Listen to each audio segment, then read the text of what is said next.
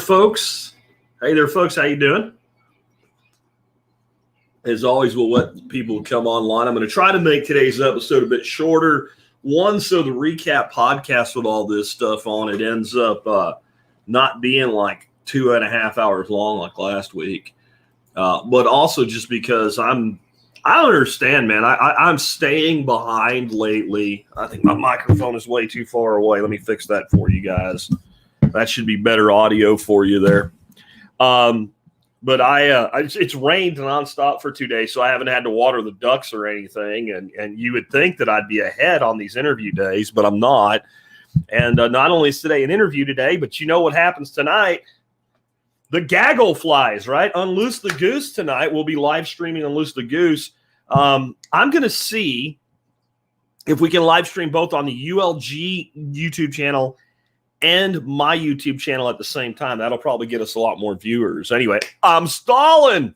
That's what I'm always doing, stalling, to try to give people time to come on and make sure that when we start, we're going to have the full group here, or at least most of the people that are going to show up get a chance to be here from the beginning of the subject. I asked about talking about reloading last week on MeWe. It got a fair amount of interest, but it did not get as much interest as the other subjects we've covered from that poll so far. Strategic relocation did really, really good. That's why we talked about it earlier this week. And we're going to be talking again about shot shell reloading. And I've even got, it's not a toy. It's a real shotgun. I've got some props today for you. And we might even dig into those a little bit more after we get done recording the actual podcast as I turn away from the mic. But anyway, let's feel that we've paused long enough and let's get into this. And let's not screw up like we did on Monday. And let's make sure that we do have test audio 1, 2. Yep, we do. So we're good on the secondary recorder for backups. And let's roll with this thing, huh, guys? Let me make sure I know what number we're doing so I'm not an idiot. 154 it shall be. All right, here we go. Well, hi, guys and gals. Welcome to Miyagi Mornings, 154 episodes now. And this is what we're going to be talking about today. We're going to talk about reloading, but specifically shot shell reloading. And I want to say out of the gate, if you're like, screw Jack, I don't want to do shotguns, but I want to start reloading. Starting a reload with 1 or 2 rifle or pistol calibers, it's fine too. But I'm going to tell you why. If someone came to me today and said, I've never reloaded anything in my life, and right now in 2021 with supply issues where they are, I want to start reloading, I'd highly suggest the shotgun. And I have a bunch of reasons for this. But what I want to start out with initially is how cheap it is to get started. I would highly recommend that unless you are going to seriously reload a lot of ammunition, where you're like, if you're going to be like a competition skeet shooter or just a real heavy hobbyist and you're going to be out blowing through 300 rounds a week or something year round, then you might look at like a mech progressive reloader or something like that, and you're looking in a $300 range. If you just want to get started, I wouldn't even look at anything other than the Lee Load All 2, as long as you want to reload 12 gauge, 20 gauge, or 16 gauge, because that's all they make it. And I think it's really sad that they don't make that tool in a 410, because 410 is stupid expensive to buy. Mech makes a really good 410 progressive press. It costs about $300. If you shoot a lot of 410, most people don't. It'll pay for itself real quick because a box 410 is just stupid expensive. But most people, what you're going to find, I think Dave Canterbury says it's like you can find it every outhouse, shed, every home, etc., is 12 gauge. So that's what most people are going to reload. And I'd say number 2 is going to be 20. And there are a lot of people that are fans of the 16. I'm actually a big fan of the 16 as a wing shooter.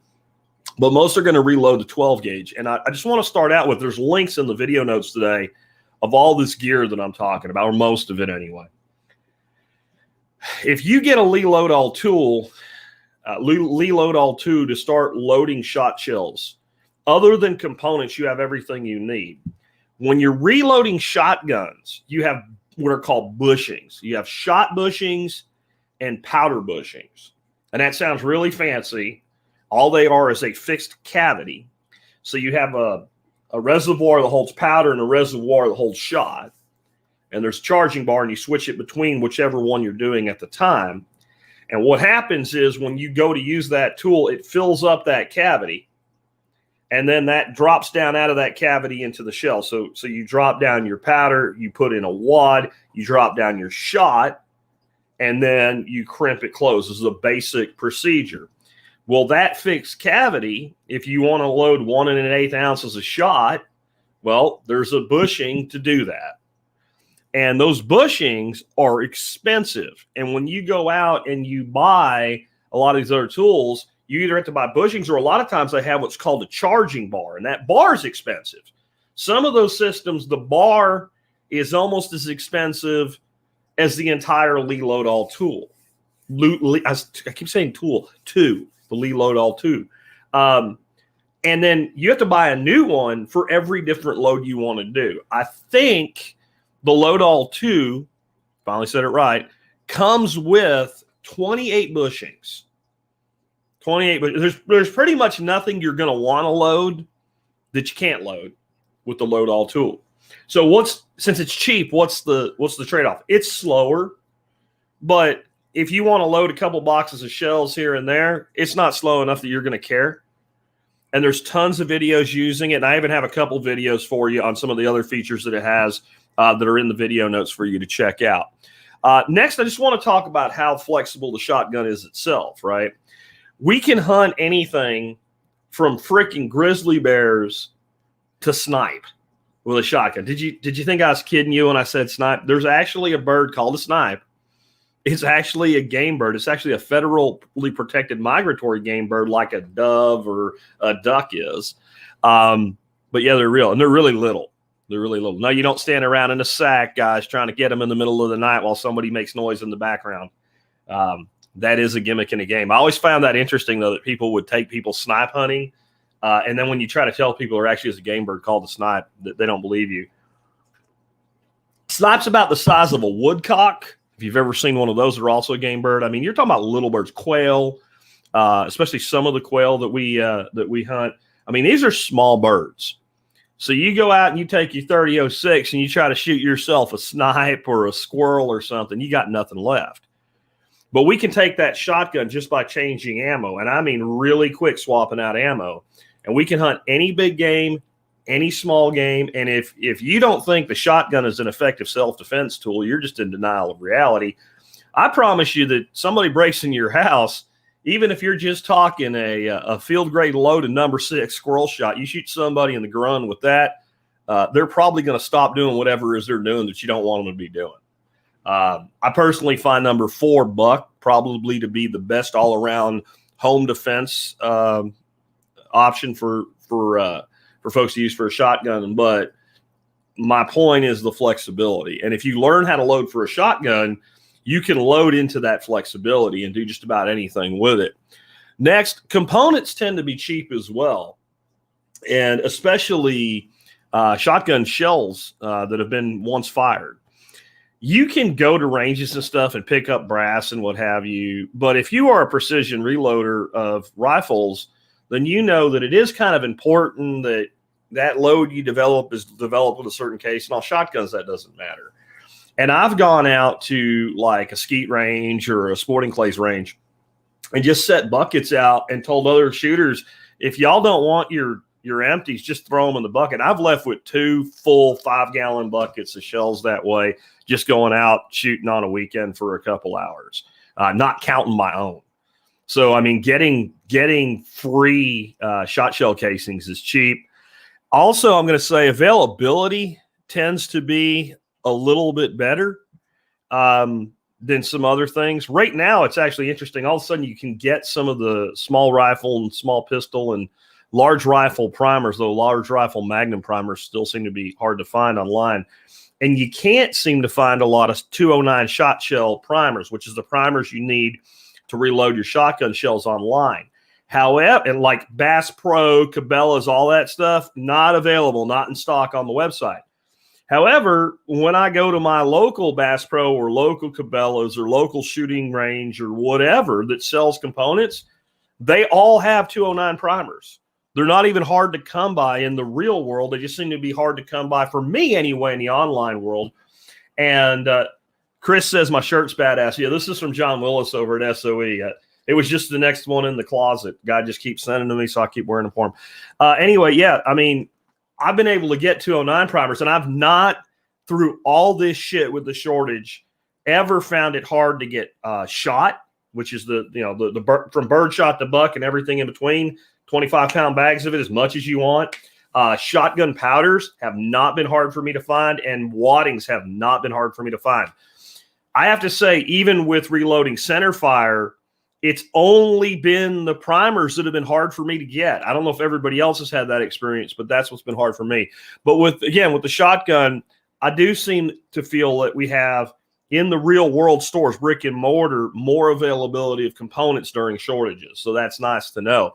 Now, what I would do to mitigate all this is, if you get a load all or any shotgun loading equipment, when you're at a store, since you know flat out it's powder and primers that tend to dry up, and since if they're stored properly, they last damn near forever.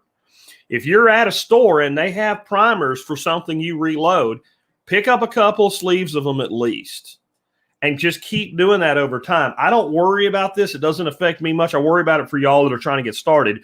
I have enough primers that I'm pretty good to go for a long-ass time. And I'd say another thing is, it's great to start getting practice with your reloading, and it's fun and it's kind of addictive. But don't just reload the shit out of everything till you run out of components. Reload enough to use. And the beauty of reloading is, if I have multiple components, do I need to reload myself a box of 00, or do I need to reload myself 5 boxes of Dove shells? I can do either one. I have that flexibility. So that's why I love the shotgun to get started with. Next is, you can reload slugs. I think there's a lot of people that don't think you can do that.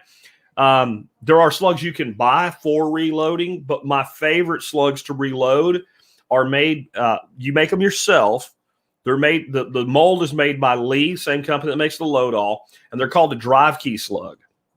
And they have a 2-part mold. There's a back piece that slides in the bottom, and then you cast the slug, and when you open it and you drop that slug out, you have kind of this opening in the back, and they're very accurate for what they are. These are not like high-end Sabo rounds that you can put in a rifle scope shotgun and shoot 175 yards like it's 45-70. Old-style Foster slugs were designed for something. You're out hunting, there's a deer, swap a shell out 25, 35 yards away, boom, you got a 75 caliber hole. It doesn't matter if it expands when it's a 75 caliber hole. What you have is a dead deer, and anybody out there who's ever shot a deer with an old-style slug knows what you usually see if you hit heart lungs. Right to the ground. They usually don't even kick. And you look at it, it's like a mini cannonball going through there. Well, you can cast your own slugs with Lee, and I think that's awesome. I've got a couple of videos on how to cast them and how they shoot and stuff like that. And even with a cool hack where you can make a roll crimp instead of using load all for the final crimp. I think that's more cosmetic than anything else, but it looks kind of cool, just in case you want to know. Next is, it's really hard to do something stupid reloading a shotgun shell, and I'd say it's almost, I don't want to say it's impossible. I can't think of how to do it, but there was an old saying we used to have in technology development that I tried to make it idiot-proof, but the idiots keep outsmarting me, so I'm not going to say it's impossible. I'm going to say it's highly, highly, highly improbable that you're going to make a mistake loading a shotgun shell and not figure out you've done it, like a double charge or something like that, because it's not going to crimp shut. There's a finite amount of space in there within the safety margin. So what I'm going to say is, if you do something reloading a shotgun shell that causes an injury because of the way it was reloaded, you probably did something stupid on purpose because you thought it was going to be cool. And you probably shouldn't do that. But there are some rifle loads that use certain powders and leave enough space in the case that you could conceivably double charge them. And if you did that, you would still be able to seat the round and you could end up with a way overpressured round. That can happen. It does happen. It usually doesn't happen, but it can. I have never seen it with a shotgun. I'm not saying you can't do it. Somebody will tell me you saw somebody do it. But usually when bad shit happens with a shotgun, somebody decides, let's see what would happen if we loaded an explosive inside a shotgun. Something stupid like that. It's inherently a safe activity. I think reloading as a whole, if you follow procedure, is, but I think developing your procedure with something that kind of has training wheels, not really a bad idea. And my last thought on the shotgun is more back to the general nature of the shotgun. I believe that the person that masters the shotgun does not go hungry. It really is a tool that when you develop the skill set of that, locking on to that moving target, keeping your head right, keeping your eyes right, cheek weld, not lifting the gun up. When you get to that point where you're consistent in your ability to hit, birds, clays, whatever with a shotgun, you're going to be a good rifle shot. Now, you might, if you've never shot a rifle, you might have to learn some basic fundamentals. But what I've learned, having had people who I've worked with who have never shot a rifle, but grew up shooting a shotgun and actually hunting and learning to get their head down on the barrel and all, and take out grouse on the wing and whatever, teaching that person to shoot, a rifle to the point where you'd be comfortable putting them in a blind and saying within 200 yards, if you see a deer, just shoot it. It doesn't take long. However, I've seen people that are okay rifle shots as long as they're shooting at a steady, non-moving thing with a rest. And you give them a shotgun, it takes a lot more work to get their fundamentals right. So I kind of look at especially with your kids, when you start training someone to shoot, starting with a shotgun is kind of like when you start teaching somebody to drive, starting with a stick shift.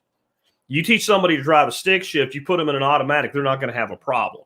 I'm not going to say it transfers that quickly, but to me it does. So I really love the shotgun, and I really love reloading for it, and I really love the flexibility that it offers. And you guys know that I'm big on skill set development. And I kind of feel like when you end a year, right, I'm not big on New Year's resolutions. I think that's a lot of virtue signaling bullshit. It's why the gym is completely crowded on January 3rd and totally empty on January 25th, right?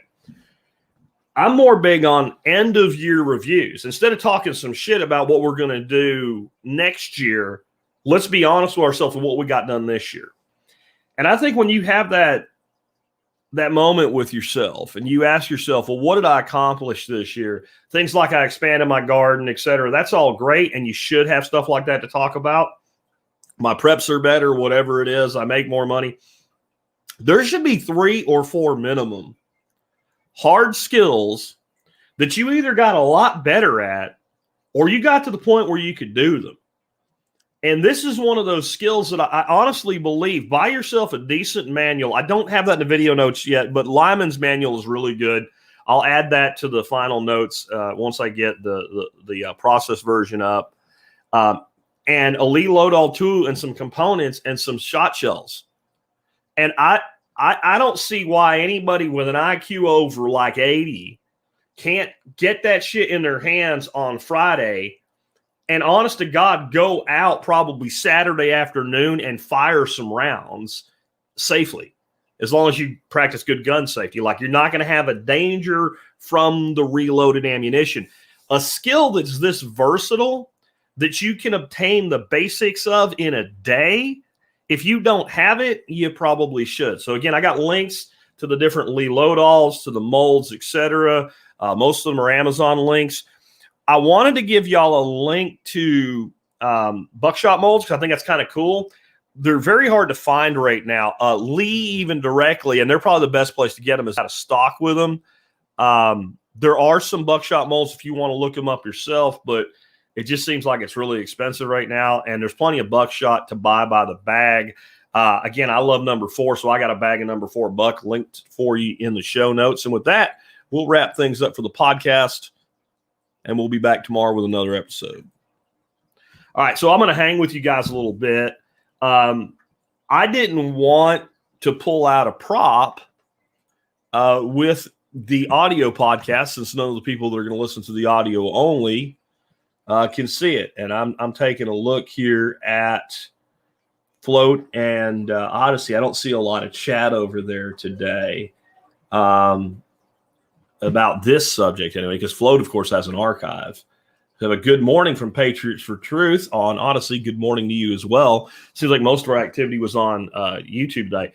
But I did want to show y'all something, because part of what I'm going to show you, we have a discount for in the MSB. Let's start off with this little shotgun here. It looks like a toy. Do not buy this for your kids. It kicks like a mule because it's extremely light and it's a 12 gauge. And it's made by a company called Midland, and they're like $129 street price, brand new or less. This is a really short barreled one. If you can see, I mean, it really does size like a toy.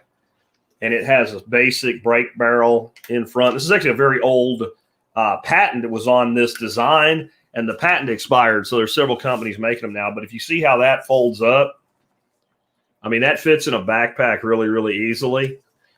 We are clear, so nobody says something stupid like I'm going to blow my fingers off. And I have this loosened just so y'all can see that it has it. They use the REM choke system.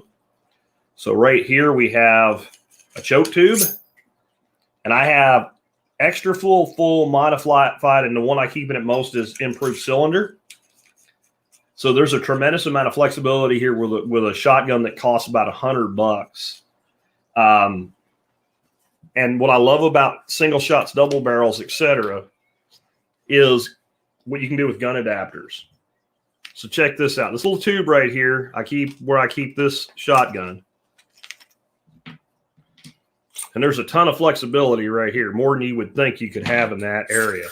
So this tube right here, that's a 12 gauge to 20 gauge adapter. Boom. This shotgun will now fire 20 gauge shells, and it does pattern nicely. You'd be surprised at how well it patterns. That's a 20 gauge to 410 tube. Boop. Now it fires 410s. Now, why would you want to do such a thing? People would say because you might be out of ammo. Maybe. You know why I'd want to put that in there, that 410? Let's say that I had some big old bushy-tailed tree rats sitting out in the backyard, and I wanted to pop a couple of them for throwing on the grill and sharing them with the dog who likes to eat them with me. He's pretty good at treeing them, too, so maybe I want to knock him out of the tree. But I don't really want to disturb my neighbors very much. Little 410 and 6-shot, and we're good to go. Now, that last one I just dropped in there, that's actually a 22 long rifle.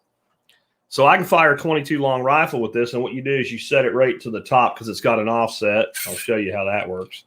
I'll see if I can show you how that works. Yeah, there's a little bit of an offset on that hole, and then that way you're always in the same orientation. Now, if you're firing pistol rounds, low-pressure rifle rounds, whatever, through these, it is really important that you kind of learn how your weapon shoots. They're actually pretty damn accurate out to about 35, 40 yards. But they may impact left, right, center, what have you. And again, if you're a decent shotgun shot and you know how to keep your head down, you actually can shoot fairly accurately without sights or optics or anything. Check this out, though. You see this? I always wanted a 28 gauge. I never bought one. They're just kind of cool, really classy. 28 gauge tube. So if I want to pretend I'm a gentleman shooting quail, I got a 28 gauge tube just for the hell of it. Really fun to shoot, too. Now, remember I just said don't have your kid shooting this, because you start shooting this even with mid-grade 12-gauge rounds, as little as it is, it'll beat the shit out of them. You know what? You want to teach your kid to shoot shotgun? You want them to have a nice small frame, and it's adjustable here. You can remove spacers for length of pull, $120. 28-gauge insert, 410 insert, 20-gauge insert, whatever floats your boat, and you've got a great training gun to start teaching a kid wing shooting. And you know what the beauty of a single shot is? Pull, bang. Guess what? It ain't going off again until you completely reload it. 38 special. Now they market this. Gunadapters.com sells all these. They market this as a 38 special. I'm telling you, they're doing that to protect themselves from liability. You can put a 357 Magnum in here, and it is safe to shoot in a shotgun. People do it all the time. I've done it. Boom. Now I have a 38 special / 357 Magnum short-barreled rifle. Now, it doesn't have the velocity, obviously, because you have that short tube. If you want longer tubes, if you're willing to give up the space and the weight, they have tubes, I think, up to 9 inches that are rifled, and this is rifled. And that is actually, this one's 45 ACP. I swapped them out. Make sure you don't do that. This is the 38, and that's 45. So I can fire 38 or 45 out of this shotgun, and they make a ton of other ones. These are just the ones that I really commonly use. So I carry a 45. I always have 45 ammo on me or in the truck or whatever. So boom, there I've got a 45 ACP that can be fired out of a shotgun. I just think that's really, really cool. And I do think that this is one of those benefits I have for some of y'all that are members that may not be being taken advantage of that much. I actually, when I brought gun adapters on as a sponsor, was right when these things came out. And I ordered one because nobody had them in stock. A little gun shop that was just about 30 miles away from me. I drove out there and bought my wife Mexican dinner because she let me buy another gun and picked one of these up. But I'm telling you, these are pretty sweet. I kind of wish that they could collapse a little bit more into themselves. What you have is the trigger guard. Again, these are made by Midland. And this design, I don't remember how old it is, but it's old enough, like I said, that a year or two ago, the patent wore out on it. And there's several manufacturers making this particular design. They come in various barrel lengths. I think this is a 16 3/4, just to make sure John Law doesn't pretend he's measuring a little bit wrong. But it makes it completely legal, very compact, really enjoyable.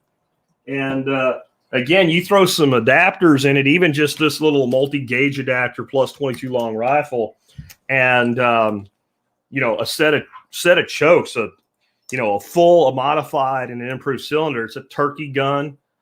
With slugs, it's a deer gun with improved cylinder. It's a wing shooter with modified. It's for rabbits and squirrels, and you've got that flexibility. So that's just now. Mauser 98's asking me about the Maverick 88. I don't know that gun. It sounds like something maybe Mossberg makes or something.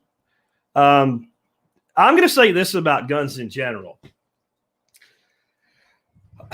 If you're not talking about things like high point handguns, if you're not talking about semi-automatics in general, almost nothing you can buy today is junk. And almost nothing you can buy used is junk. If you're talking pumps, lever actions, single shots, double barrels, almost nothing is junk. Making a junk firearm, if we don't have a semi-auto action to fail, means making a firearm that's inherently unsafe. And the legal liability of doing that is really, really bad. And any manufacturers that did it for any length of time is going to end up sued and out of business. If you make a semi-auto that just fails to function, the market says you have a jam-o-matic, but nobody sues you, right? So I don't know that gun, but I'm imagining it's pretty good. Same as the Mossberg 500, but the safety isn't on top. If it's the same as a Mossberg 500, it's fine. But if it's the same as a Mossberg 500, I'd probably buy a Mossberg 500. Just parts in general. If I'm going to buy a pump shotgun today, and I don't own a pump shotgun today, I'm going to buy a Remington 870. And I'm going to do that because of availability of aftermarket parts exceeds anything else on the market. And honestly, if you've got the money, an 870 Wingmaster is a beautiful shotgun. I'm talking about the nicely finished wood. Again, I love 26-inch barrels in a pump. I'm talking about a sporting gun there. And, the thing about a sporting gun is if you throw a shorter barrel on it and shoot a bad guy in the balls with number 4 buck, it works the same as your tactical black, shotgun. There's nothing wrong with those. And as you expand your collection of guns, nothing wrong with expanding into other options. But if you have a shotgun that you can take hunting, there's no reason that shotgun can't make a bad guy go back through the door. It's a very, very effective. I'm looking to see if there's anything. How about the Mossberg Shockwave for home protection? If you like it, sure. I mean, it's up to you. I honestly would tell you that I think kind of the coolest shotgun, I'm not sure if I remember the name right, but it's the Kel-Tec, it's KSG by Kel-Tec. I love that thing. If you can get your hands on one, that is. That's probably like, if you want to go beyond just your basic tactical pump or semi-auto, it's probably my favorite. It just has a cool factor. It's a bullpup design. It has multiple magazines you can swap between them. Just badass. Like, Kel-Tec always does this, right? They build all this badass shit, and then they don't make enough of it, and you never get your hands on it. It's still hard to get the 30-round 22 was the 22 Magnum, is it the P30? They're still hard to get your hands on. I have a sub 2K. It took forever to get that. I think they're still hard to get. They've been making that thing for, good Lord, what, 15 years, and they're still hard to come by at times. It's a Mexican Mossberg. Just buy a Mossberg, right? Here, I'm just going to say something with like these knockoffs. If you're buying a knockoff of a Weatherby, and it's actually a knockoff of a Weatherby, if it gives you 85% the quality of and I don't know of one that there is such a thing. I guess a knockoff Weatherby would be a Remington 700. But if there was like some Mexican or Argentinian or Russian company making a rifle that was almost a Weatherby, and it could save you over buying if it looked like a Weatherby, felt like a Weatherby, shot like a Weatherby, fired Weatherby, 300 Magnum, was as accurate, came with the same guarantee, and you could save a few hundred or maybe $1,000 on it, I would buy it. I haven't bought a Mozzie 500 in a long time, but I remember not that long ago being at a gun show, and it was a Mozzie 500, and it came with some extra accessories and a case and all. It was like $329 gun show special. I'm not trying to save money on a home defense shotgun that's under $400. I'm just not. Like, I don't see the point in doing that, and I wonder why people do it. I wonder what. Now, he says made under a license. If it really is the same gun, sure, but okay, my issue is when people say it's the same, but, well, they moved the safety here or whatever. Do all the aftermarket accessories work with it the same? Maybe. Again, how much, I mean, the one asking me about this, how much am I going to save by buying a Maverick over a Mozzie 500? If it's less than $50, I wouldn't even look at it. If all of a sudden Mozzies went up to $850 and it's $250, okay. But what's the difference? And I don't know, because I have told myself you're not allowed to buy no guns for a while, because I bought a lot of guns over the years, and I don't need any more guns. I really don't. It's not that I want any more. I don't need any more guns. They're like having puppies you don't pet. Like, you get to a certain amount, you don't take them out and shoot them no more, and you don't get no more dogs until like some of the dogs get old and pass away or whatever, because all the dogs deserve attention. I kind of feel like that way about my guns right now. Anyways, I need to roll. If anybody's got anything else for me, thoughts on barrel length, worth having multiple options. Could Dubs 57? I believe so. I personally think for home defense, 16 to 18 inches. That's what you want, because you're maneuvering inside of a home. When you're hunting, I think that range up to about 22 inches is fine for turkey hunting, where you're sitting still, or deer hunting, etc., where you're using it like not as a flexible thing, but you're like, you live in a place where you have to hunt deer with shotguns because they don't let rifles in. Like, that range is really great. I think personally for me, a lot of people disagree with me on this. The most flexible length that you can get a shotgun barrel in for general field use, a shotgun that I'm going to go out and shoot doves with. And like when I lived in Pennsylvania, I shot doves, then grouse and squirrel came in, and then pheasant came in. And I'm going to do all, and then duck and geese, and all that comes in, and it comes in waves, 26 inches. With a shotgun, once you're over about 22 inches, there's not a lot of difference in performance if the barrel is quality, right, and the choke is quality.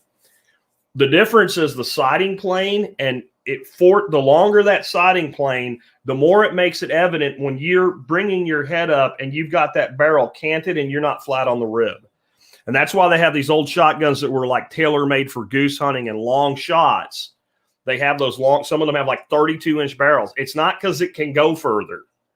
It's not because it has better ballistics. It's because that long siding plane, when you're off by a fraction, and on a long shot, a fraction is a miss, it's more obvious to you, and it makes you have more discipline. Once you develop that discipline, the 26-inch barrel gives you the flexibility of going through blowdowns and stuff like that.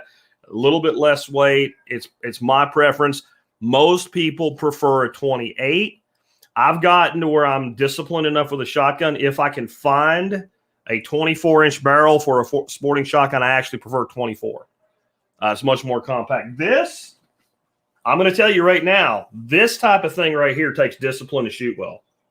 With that short of a barrel, now, if you were blowing away somebody coming through your door, it doesn't take a lot. But shooting this at a dove, doing 60 miles an hour, 35 yards away in a crossing shot, that short barrel does take discipline, and that's why it's actually more suited toward, deer and stuff, or not deer, I'm sorry, like squirrels and stuff like that you're generally not taking moving shots, or they're slow moving shots or whatever, not really made for wing shooting. But it's also just, again, backpacking or going somewhere and having flexibility, a cheap truck gun or whatever. It's pretty badass, ain't it? Anyway, with that, I am going to wrap up. I got to get ready for a show today. We're going to have a really interesting show today for the podcast. And again, this will not be live streamed, though I am going to start talking to my guests more about doing live streaming. I tried to get my guest yesterday to do it. He didn't want to do it because he said his room looked like shit. But we're going to talk about sovereign computing privacy today. And our guest is going to be Matt Hill. And we're going to talk about things like the problems with cloud computing, what a server is, how to utilize them, who owns the servers. Servers are commonly run by, how you can run your own server, benefits to it, thinking about password managers, Bitcoin nodes, and a bunch of other stuff with taking your sovereignty back with your computing and your networking and all that, and your communications and all that other stuff. And I think that's really important in today's day and age. With that, we'll go ahead and wrap up. Thank you guys for hanging out with me.